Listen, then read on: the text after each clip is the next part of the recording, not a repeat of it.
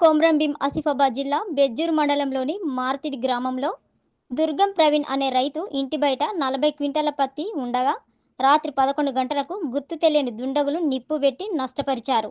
నేను నా ఇంటి పక్కనే ప్రోగ్రాంలో ఉండగా వెళ్ళినాను.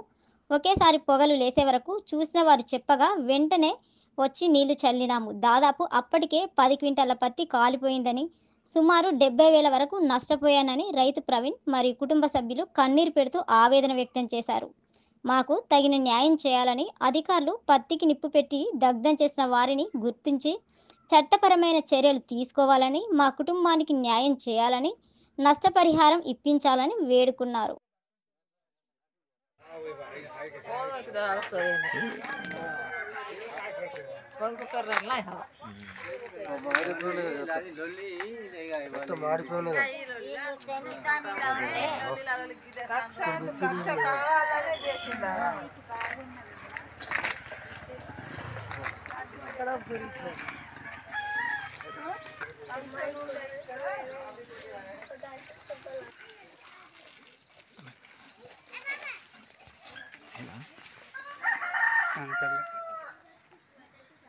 చెప్పమ్మా, చెప్పు, ఏమని చెప్పు.